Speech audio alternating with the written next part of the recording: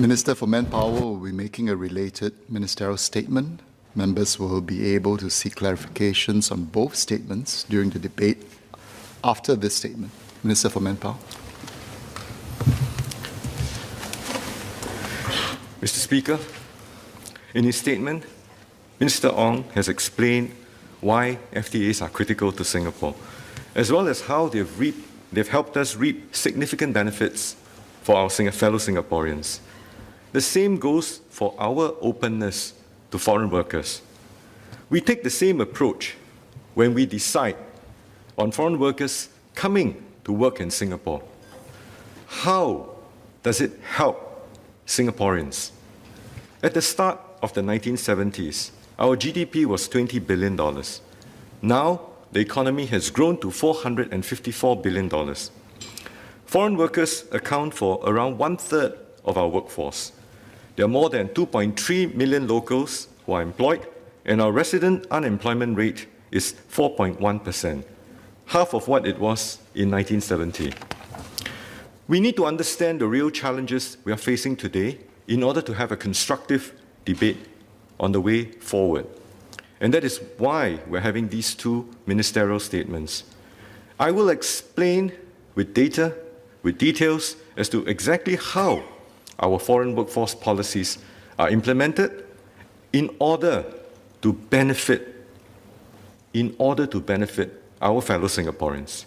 And I will also give our perspective on the real challenges that we face today and the real solutions that is demanded. Associate Professor James Lim and Mr. Leong asked for the number of intra-corporate transferees, or ICTs for short, professionals and dependents that come in through CECA. Now, let me reiterate a point that Minister Ong has made, and that is none of our FTAs, including CECA, gives intra-corporate transferees, or ICTs, unfettered access to our labour market. So please remember that. They all have to meet Ministry of Manpower's prevailing work pass criteria. Under the ICT route, the employer does not have to advertise on mycareersfuture.sg, but the ICTs themselves are subject to additional checks on their seniority, on their employment history, as well as their work and industry experience. They are also subject to more conditions in their eligibility to bring in dependents, whether they want to apply for permanent residency or future employment in Singapore. And if they have brought in dependents, the dependents do not have the automatic right to work here. They can only do so if they qualify for a work pass on their own merits. This is a very fundamental point, and I hope that everyone will remember this. So thus, and as mentioned by Minister Ong, the total number of ICTs has consistently been very small. In 2020, last year, there were only about 4,200 ICTs. Of these, about 500 were from India. That is 500 out of 177,000 EP holders in Singapore. As for the number of professional visas issued, I'm afraid to disappoint Mr. Leong. There is no such category within MOM. As Minister Ong explained, all 127 categories of professionals under CECA currently come in under our regular work pass framework. Now, the PSP has made Indian nationals coming in through CECA a focus of contention, but I'm afraid they've been barking up the wrong tree. The number of ICTs coming in under our FTAs, and in particular CECA, is a very, very small number relative to the total number of EPs. So I suggest we set aside this red herring and move on, more importantly, to the heart of the matter. The heart of the matter is this: how do we, as a small country, devoid of any natural resources, remain open to global talent, for us to continue to create opportunities for our fellow country Singaporeans, while at the same time managing the attendant social repercussions? Singaporeans are pragmatic. They understand we need to remain open to global talent. However, they also face real challenges. In particular, they're worried about three things. First, that the growth in EP holders has come at the expense of our local PMEs. Second, that some workplaces have become more concentrated with a single nationality. Third, that there may be discrimination against local job seekers and employees. I've come from the private sector, and I understand and I empathize with these fears, these concerns, and these anxieties. I would like to address each of them in turn, because I want to lay out the facts and also share our approach in dealing with each one of them. Now, I'm not suggesting that all of our approaches are perfect. And obviously, we are always a work in progress. But we will continue to refine them in the light of our experiences, always with a focused view to having a system that will and that can deliver good jobs, good livelihoods, and a thriving economy for Singaporeans, not just for our generation, but for our future generations. And I hope this will enable us to arrive at a better understanding of the choices and the trade-offs that we constantly have to make. First, on the increased competition from foreign PMEs. In Singapore, today, we have one of the best local talent pools in the world. But it is insufficient to meet the breadth, the depth, the needs of the investments that generate the quality and the range of jobs that we have today. So when we bring in new investments, we will sometimes need to attract foreign expertise, foreign talent, while we build up our local capabilities.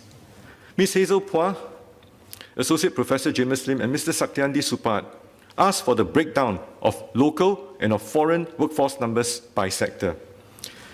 Given the issue at hand, let me focus on EPs. As of 2020, we have around 177,000 EPs, or employment pass holders, in our overall workforce. Manufacturing and construction account for about 1/10. The rest are in the services sector. And if you look at the top three subsectors downwards, Infocom and professional services, collectively, these two sectors account for around 1/5 each, while finance accounts for another 1/7. If you look at the change from 2005, I think that was around the time where CECA was signed, to 2020, the total number of EPs has increased by around 112,000. This was also mentioned in Min Ong's speech earlier on. Over this same period, the number of total PMEs, the number of local PMEs increased significantly by more than 380,000.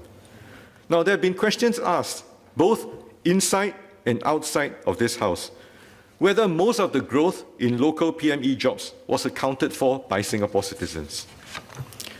If you look at our unemployment statistics, we provide the figure for Singapore citizens. The citizen unemployment rate over the past 10 years has been consistently low at around 3%. Hence, the answer must be a yes.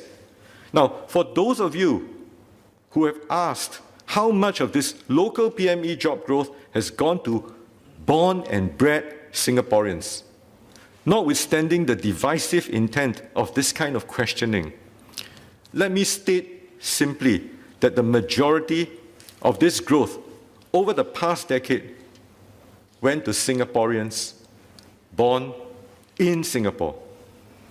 And as we have also shared in response to a written parliamentary question yesterday, 87% of Singapore citizens were born here. So, much attention has been placed on the finance and the Infocom sectors, which alone accounted for 40% of the increase in EP holders. Now, this is significant But what is even more significant is that these two sectors saw even stronger job creation for local PMEs. In Infocom, the number of EPs increased by around 25,000. The number of jobs created in this sector alone for local PMEs was greater at 35,000. In finance, the number of EPs increased by around 20,000, but the number of jobs created for local PMEs was even greater at around 85,000. This is more than 4 times. Now, we focus on these two sectors because they bring good quality jobs. And Singapore, our beloved Singapore, can carve out an advantage and value add significantly in these areas. And as a result, there has been significant job creation. Now, as we attract foreign banks, Infocom companies to create jobs here, they will inevitably need foreign workers to complement the Singaporean workforce. I want to deal with a fundamental misconception, which lies at the heart of some of the things being misconstrued. When a company decides to come into Singapore to invest, and they need about 3,000 people, they may be able to find about 2,500 of these talents in Singapore, but they still need to supplement that 2,500 with the other additional 500 from overseas. Now, if we object and we insisted that the balance of that 500 must all come from Singapore, irrespective, then how do we expect that investment to take off? How do you expect that investment to come in? These 2,500 jobs for the locals would be compromised greatly. So the simple point is that while we have a good Singaporean talent pool, our pool is not large enough to fulfill all of the needs, the breadth and the depth of these enterprises. And very often, foreigners also bring in skills which complement Singaporeans' skill sets as well. So the misconception is that if we said no to the foreigners coming in, and the misconception people think is that these jobs they would have taken would therefore all go to Singaporeans. How can this be possible? I mean, this is a misconception. How do I know that this is a misconception? Because today, even as we speak, we still have 22,000 PME jobs that are not filled. Companies are desperate to fill these jobs. They would love to take in Singaporeans if they could, because Singaporeans are more productive. But these jobs up to now are still not filled. Perhaps Mr. Leong would like to think deeply about that and deliberate and offer us some advice. Now, Mr. Leong also suggests that doing away with foreigners will reduce the displacement of our older PMEs. I wish that was so. But private sector and the real economy do not operate this way. There will always be displacement of PMEs, whether older or younger, in any economy. Why? Because the business world is never static. Industries change, companies downsize, they expand, they relocate, they pivot, they transform. Now, even if, regardless of whether you're foreigners or not, that would not change, because this is the function of the business world. What matters most for us is whether we are able to find jobs for these displaced PMEs. And to do this, we need an ecosystem where there is also new companies willing to come and start up in Singapore, new investments, new foreign direct investments coming in, and expanding multinational corporations. So far, I think we have done credibly in this regard. New jobs created have far exceeded the jobs that have been lost, and our employment rate has been kept low. And the re-entry rates for displaced PMEs are high. That said, it is not always easy or possible to find every single displaced PME an equivalent job in the same industry, especially if there's a skills mismatch. An IT sales manager who loses his job may not find a job as a cybersecurity expert, but we do our best to help them find jobs in other growth sectors. If we tell companies which want to invest in Singapore that they can only employ Singaporeans? Or first, employ Singaporeans who have been displaced regardless of skills? I think the answer will be quite stark. They, I think, would opt not to come into Singapore to invest. All companies will want to hire Singaporeans, but companies will also need to have that flexibility to hire the best available talent from around the world to complement our Singaporean workforce. Now, I understand what displaced Singaporeans are going through. Rest assured, we are doing our best to help you and your families. But it is important that we go into the root cause of the problem, we are able to tackle it, and we are able to diagnose the situation accurately and not provide treatment to just treat and relieve the symptoms.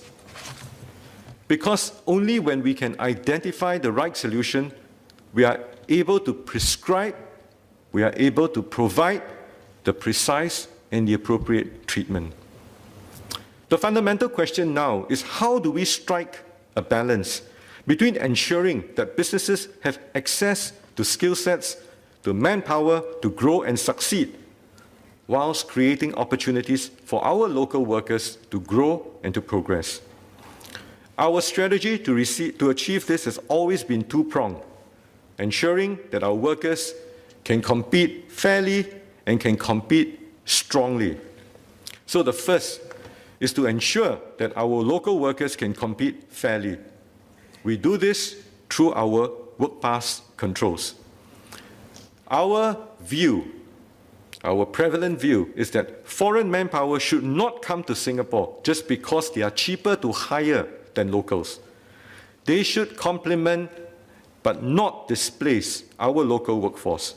They should bring in extra skills to help the companies and at the same time create more Singaporean jobs.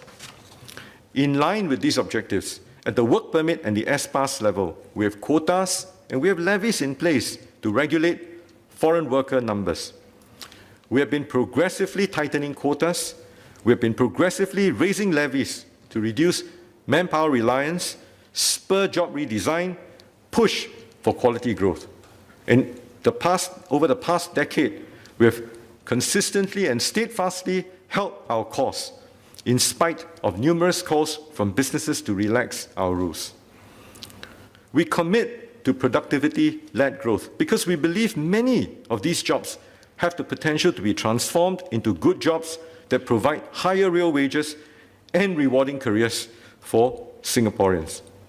For EPs, we do not impose quotas or levies because there is fierce competition for global talent and worldwide shortages in areas such as tech and digital skills. A quota would be a hard cap that would limit our ability to compete at the high end of the global economy, while for a levy to have any impact or any effect at all on EP numbers, it would have to be set very high and would substantially increase business costs. Instead, what we have done is that we have focused on setting and raising the quality bar for EP holders through requirements on salary and qualifications to make sure that the EPs who come in are at the right level and they bring the right skill sets, the necessary expertise and experience to contribute significantly to our economy. Last year, we raised the EP minimum qualifying criteria. Last year we raised the EP minimum qualifying salary in 2 steps, from $3,600 to $3,900, and then we raised it again to $4,500. The salary requirement increases with age. It's also on a graduated scale, which reflects the candidate's experience, his length of time in the workforce, in order to provide sufficient protection for our mature workers. We also introduced a higher bar of $5,000 for applicants in the finance sector to take into account the higher wage norms in that sector. We will continue to review, we will continue to revise these thresholds regularly. to ensure that they remain appropriate and they remain in tandem as our economy develops, as our skills, as our income levels go up. Mr. Leong has also previously raised in this House his concern that foreign EPs are cheaper to hire than locals, simply because their employers do not make CPF contributions. I think he fundamentally misunderstands the purpose of our CPF. CPF is set aside for our retirement needs. It can also be used for housing. As foreign PMEs who are not working in Singapore on a permanent basis, I don't think we should be responsible for their retirement adequacy or home ownership needs. Hence, I don't think it makes sense for us to extend our CPF benefits and coverage to them. Fundamentally, our CPF system is designed to benefit our resident workers, not to help attract or deter foreigners. Instead, when reviewing qualifying salary to maintain a level playing field, we take into account CPF contributions as part of the cost to employers. So that is packaging into the cost to employers. Now, Mr. Leong did not suggest that employers should pay foreigners CPF too. I think he realizes this. Instead, he says he wants to impose a $1,200 levy on EP holders. But as I've just explained, a levy is not the most effective or the right way to manage the population of foreign PMEs. I think that it would be better served, better managed by appropriately setting the right salary level for entry into Singapore. Ms. Hazel Phua has also asked for numbers on dependents in Singapore. Now, this is relevant insofar as they are competing with locals for jobs. As shared previously, the vast majority of dependent pass holders do not work during their stay in Singapore. The number of dependent pass holders who have sought employment in Singapore via a letter of consent. So they need, for dependent pass holders, up to May, if they want to work, they need to get a letter of consent, LOC. This number constitutes only about 1% of all work pass holders. In fact, if members would remember, we have already regularized the work arrangements of DP holders in May this year. And in May this year, DP holders who wish to work in Singapore can no longer obtain the letter of consent. Instead, they will have to qualify for a relevant work pass on their own merit. So they go through the normal routes. Now, there will always be calls from workers to tighten our foreign workforce policies further. Just as there will always be calls from businesses to relax them. And I can tell you that in my past life, I was also guilty of that. I've also lobbied to relax, work passes. I mean, that was a function of a listed company. So it is a constant tightrope that the Ministry of Manpower and the Ministry of Trade and Industry have to constantly navigate very delicately amidst highly competitive global markets for both investments and talent. There are limits, ladies and gentlemen, there are limits as to how far we can tighten our controls without eventually hurting Singaporeans. With remote working becoming more prevalent, companies increasingly do not need to site their manpower in Singapore. In fact, we may find more businesses simply choosing to move entire business functions offshore if it becomes too difficult, onerous, or expensive to operate here. Singaporeans will end up with the shorter end of the stick as well by losing some jobs too. And this is precisely why the second prong of our approach, that of ensuring that our Singaporeans can compete strongly, is just as important. In an open and globalized labor market like ours, competition is intense and stiff. There will be some of our fellow Singaporeans who are displaced from their jobs, and we need to help them find replacement jobs. This happens not just because of competition from foreign workers, but because of other factors like technological change and industries phasing out. And this is why the government invests so heavily in retraining, in skills development, so that displaced workers can gain new skills and reinvent themselves, either by doing a different job in the same industry or transiting to another industry altogether.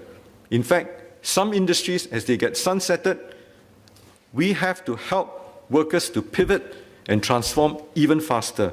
And really, that is the subject of the 23 industry transformation maps that have been set up over the last couple of years. As Mr. Lim Swee Say used to say, in Singapore, we are unable to guarantee your employment, but rest assured, we will work very, very, very hard to ensure your employability. Upgrading skills and staying relevant is ultimately our workers' best form of protection. We do this through our system of education, through training, and that goes beyond formal schooling. We do this via Skills Future.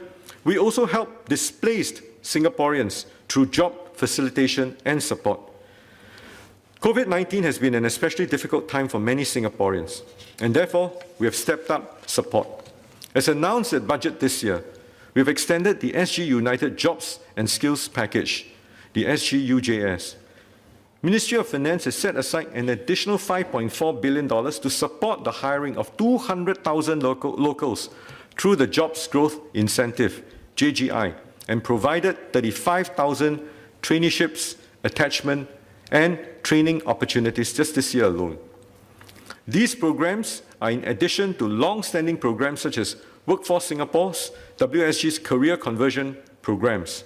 And to make our career matching services even more accessible to locals, WSG has set up in 24 HDB towns this SGU JSCs, that means the SG United Jobs and Skills Centres in all 24 HDB towns. The retrenchment task force, led by WSG and supported by NTUC's E2I, reached out to nearly all retrenched workers in 2020. And of those who took up the task force employment facilitation assistance, you'd be happy to note that more than 2/3 of them have found jobs within 6 months.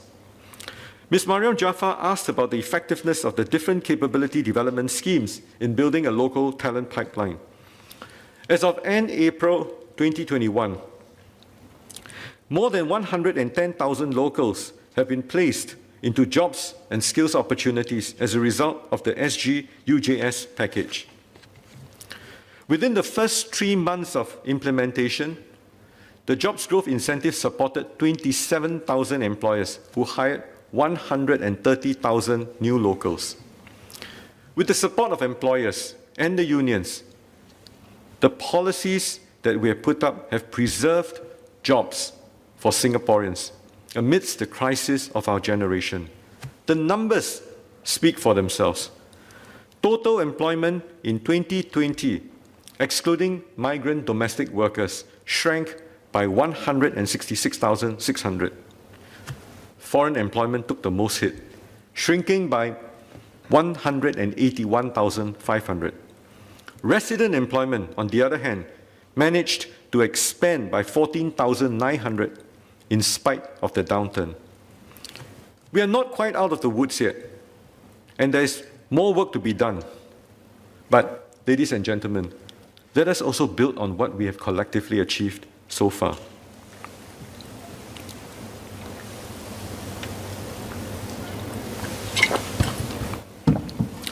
The second part on safeguarding diversity. I want to talk about nationality concentration amongst foreign PMEs.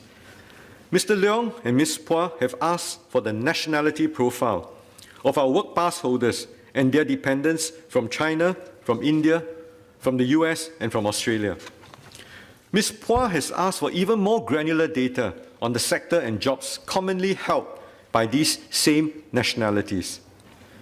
Now, Mr. Speaker, sir, for foreign policy reasons, we do not publish detailed statistics on our foreign workforce, especially by nationality.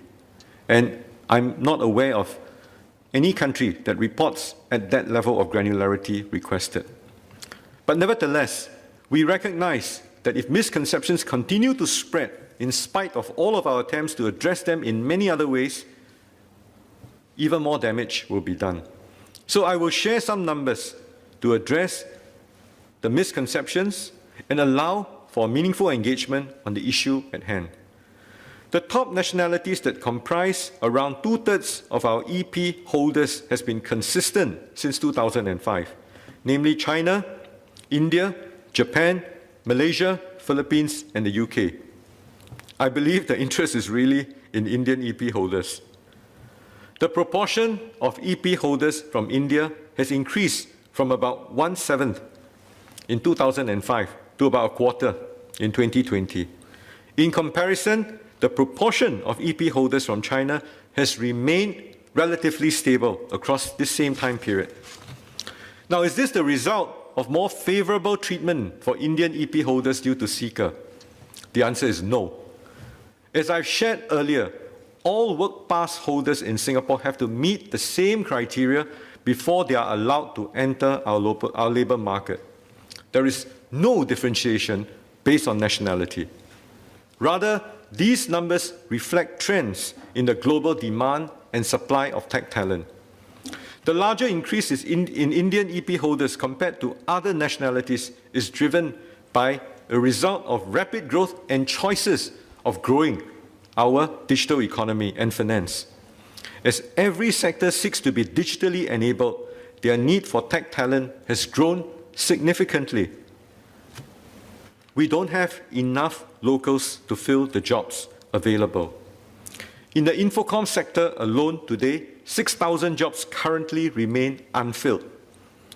Companies can decide which overseas countries they want to bring in their manpower from, based on their needs and the availability of the required talent. China and India, over the last decade or so, are two of the largest suppliers of tech talent.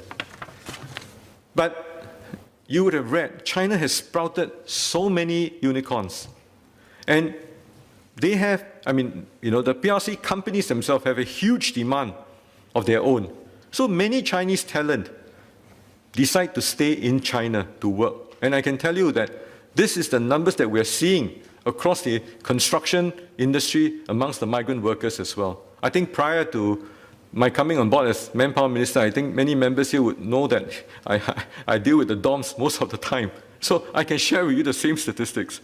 Now, India's talent, on the other hand, they've continued to look outwards. They've also the advantage of being English speaking. Now, this phenomenon is not unique to Singapore. It is global. India is the largest country of origin for international migrants. This is in the 2021 January UN DESA report. In 2020 alone, it accounted for 18 million international migrants, up by 10 million from 2000. India has grown to become the second largest source of immigrants in the US, the third largest in the UK, and these two countries are also heavily invested in developing the technological capabilities. Now, our companies, our industries, our enterprises, they are both creators, as well as they are creators of technology, but they are also adopters of the talent that is needed to create these technologies. Given our relative shortage of manpower, even if the workers don't come from India, they will come from somewhere else. Now, I hope that Mr. Leong is not objecting to Indians per se. The point I think we should ask ourselves is this: are they helping our companies? Are they helping our enterprises? Are they helping us to grow our economy and create better Singaporean jobs? The answer is yes. It is not surprising, however, that this increasing concentration has caused some social frictions and anxiety to Singaporeans. In some ways, this is understandable. And to some, we may even say that it's expected because these EP holders are transient. They work in Singapore for a number of years, and they contribute to our economic growth. Apart from some EP holders who settle down and become PRs or Singapore citizens, most of them, most EP holders work here for a few years, and they either return home or they move on elsewhere. So it is to be expected that they are different, and we do feel that they are different. And this is the challenge of living in our multicultural society and a globalized world, as Minister Lawrence Wong spoke about recently. This is something that we will have to proactively, and we have been constantly monitoring and managing. Indeed, when a single nationality becomes too prominent, and that can have a disproportionate impact on our existing culture, our beliefs, it can cause our fellow Singaporeans, ourselves included, to feel less at home in our workplaces and in our neighborhoods. In the early 2000s, we experienced a similar situation when the share of PRCs in our foreign workforce increased significantly before tapering as China's growth took off. Both then and now, the larger numbers did not go unnoticed, and they created frictions within our communities.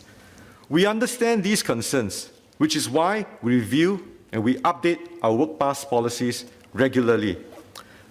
We always seek to balance the needs of our economy with the needs of our society. We have to bring in the talent and the skills to keep our economy growing, while tracking that the number of foreigners in our midst stays at a level that we are able to cope with and manage the social frictions that will arise from time to time. Now, this is a series of trade-offs. It is not going to be a once-off adjustment. It will be a constant balance that we have to continuously monitor and get right. Today, the government does monitor the concentration of nationalities at the firm level. Mr. Leong asked whether the threshold percentage of a company's workforce from a single nationality is a criterion for the Fair Consideration Framework, or FCF, watch list. The answer is yes. In shortlisting firms, Manpower Ministry looks at whether they have a high concentration of foreigners from a single nationality source, in addition to a high source of foreign PMETs relative to their industry peers. However, being flagged in the FCF watch list is not evidence that the firm has committed any wrongdoing. Potentially, it could be a sign that some unfair hiring may be occurring. The purpose of this watch list is to have the Tripartite Alliance for Fair and Progressive Employment Practices, or TAFEP, actively engage these companies to review and improve, where needed, their hiring practices and their human resource capabilities. The majority of the firms are cooperative. They respond positively and they exit the watch list. Now, for the small minority that are unresponsive, they can have their work pass privileges curtailed, or they can be suspended for a specific time period. And this is not a small penalty. Today, this is an effective process, albeit intense, resource intensive. We currently have about 400 firms placed on the FCF watch list. Now, there are limitations in terms of the reach and the number of firms that we can put through this process. We will be looking to complement, to strengthen the FCF watch list with a more scalable approach. As mentioned in MUM's Committee of Supply speech this year, we are also exploring further refinements to our EP framework. Today, we rely primarily on salary as a gatekeeper to select complementary talent, because this is easy to understand and administer. But we are also exploring further refinements, further additional refinements to achieve our objectives of a strong Singaporean core, complemented by a diverse foreign workforce. I hope to share more details in due course. Last but not least, I want to deal with discrimination. We know not all employers play by the rules. We have zero tolerance towards discriminatory hiring practices. all employers are expected to comply with the requirements of the FCF and not discriminate on characteristics that are not related to the job. When it comes to hiring foreign PMEs, employers must first advertise on mycareersfuture.sg and consider all candidates in the local workplace fairly before submitting a work pass application. TAFEP investigates potential cases of pre-selection based on proactive surveillance. We use data analytics and AI as well to find out. So we actually sort of study the data quite aggressively. So we also receive complaints from the public and we act on them as well. Since its introduction in 2014, the Ministry of Manpower has been progressively enhancing this framework. In January 2020, we stiffened penalties further for discrimination cases so that errant employers can have their work pass privileges suspended for at least 12 months and sometimes up to 24 months. Last year, we extended the FCF job advertisement requirements to cover S-passes as well as EPs. And we doubled the minimum advertisement period from 14 days to 28 days to give local job seekers more time to respond to job openings. Mr. Liang Yinghua has asked about the results of our efforts. Over the past 3 years, TAFEP has handled an average of 170 nationality discrimination cases arising from complaints annually. The top 3 sectors making up about half of the complaints are the wholesale and retail trade, administrative and support services, and other service activities.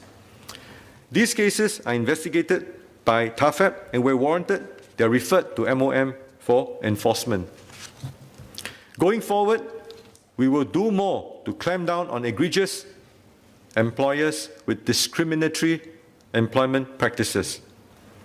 Several MPs like Mr. Louis Ng, Mr. Patrick Tay, and Mr. Vikram Nair had earlier suggested strengthening our levers to give more bite to our tripartite guidelines on fair employment practices. We take these suggestions seriously and we have been studying various options.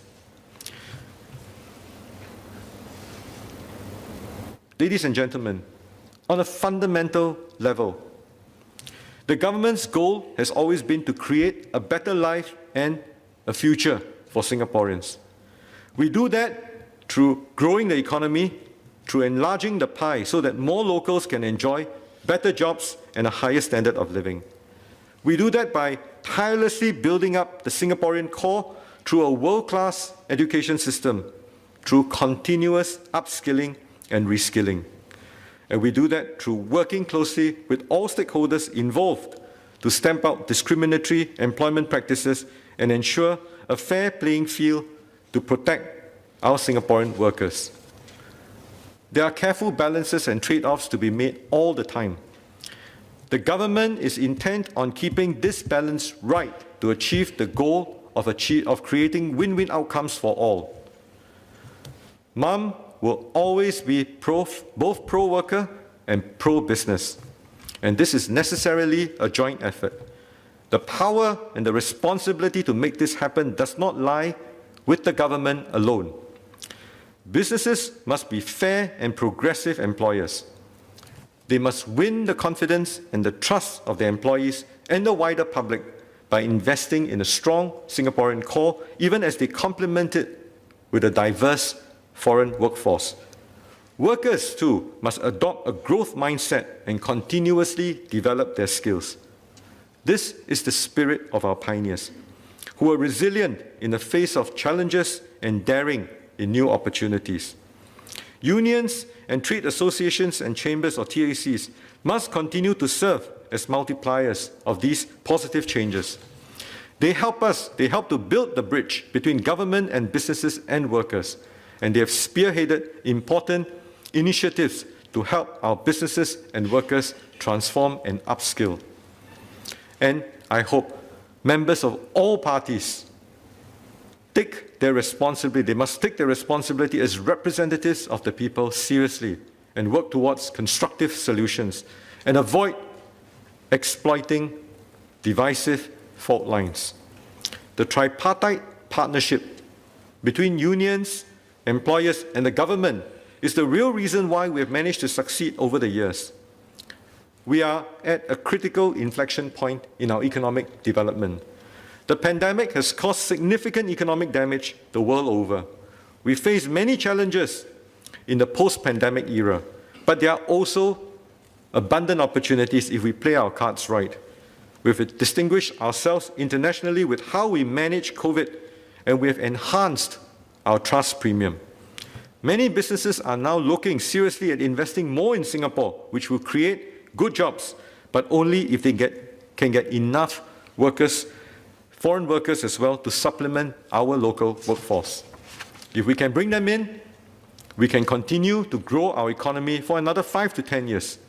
But if we lose this opportunity, we will not only take longer to recover, the impact will be borne by our older workers and also by our youths who will graduate into the workforce over the next few years. This is a golden opportunity for Singapore to pull ahead. But if we turn protectionist and we make it difficult for companies to hire talent from around the world, then we will lose this opportunity. A business hub means being cosmopolitan, having people from around the world doing business with the whole world and creating more opportunities for Singaporeans. It will bring in competition, but if the competition is not here, it will be outside. The competition will be in helping other companies in other countries to beat ours here and displace our workers. Let us work together to continue improving Singaporeans' lives and building a better future for all. Mr. Speaker, sir, can I just take a couple more minutes in Mandarin, please?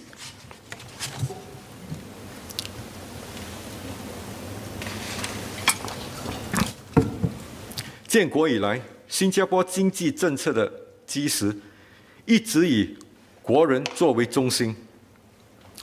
我们致力为国人创造良好的就业机会，从而提升大家的生活。新加坡开放的经济体促进了几十年来的蓬勃发展。我们不仅吸引了不少跨国大型企业来到本地投资，在我国设立区域总公司，我们也更帮助了许许多多的本地企业把握发展契机，开拓海外市场。外国企业，特别是专项或新兴领域的公司，难免需要引进当地的专才来补充新加坡员工可能还没发展或暂时缺乏的技能。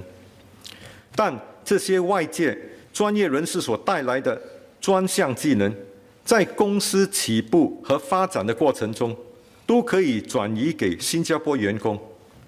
假以时日，新加坡员工就能够掌握新的技能，提高他们的竞争力，步步高升。这些外界专业人士给我们国人在求职就业上造成了一定的压力，这是我能够理解的。一些国人或许在应征工作的时候，感到竞争比过去更加激烈，又或者是认为自己受到不平等的待遇。也有一些国人可能担心，我们新加坡的社会结构会不会出现了变化。我很明白国人的担忧，就此，政府在推动经济持续发展的时候，我们一定会继续保障我们国人的生计，这是我们铁定的承诺。对此，我们推行的政策从两大方面会着手。首先，我们会确保国人继续掌握好的工作机会。在过去几年，我们逐步收紧了外界员工的配额，特别是在 S 准证方面。去年，我们还2度调高了就业准证的薪金门槛，以确保企业引进的是外界专才。与此同时，我们也大力投资于国人，确保他们在国际职场上保持竞争的优势。能够闯出一片天。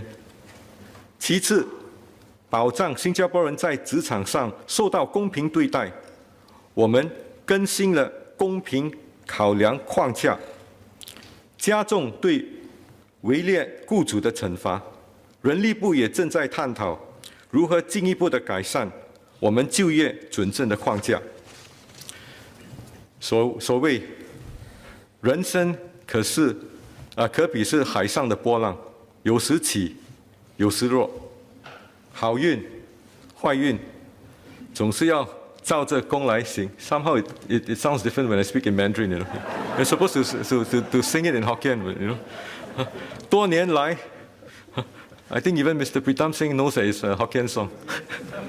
多年来，新加坡人经历了不少风风雨雨，遇到任何挑战都从不低头。毕竟 ，I cannot resist it。毕竟爱拼才会赢。面临这场疫情的危机，国人秉持先辈无私奉献、能屈能伸的新加坡精神，这表明了新加坡人是能够刻苦耐劳。但是我们在乎的是要得到公平的待遇的对待，这得要靠多方面的努力和配合。公司企业要继续创新，要继续转型，打造能够吸引更加多新加坡人的工作。国人应不断地提升他们自己的技能，对工作机遇保持开放的心态。政府会给予各方面的援助，帮助国人渡过难关，维持一个公平而公正的社会。我们这一年来都在努力面对抗疫情所带来的种种挑战。这时候，我希望大家我们更加要团结一致，发扬我们新加坡精神。政府会与国人同甘共苦，同舟共济，愈强走出困境，创造一个美好的未来。谢谢大家。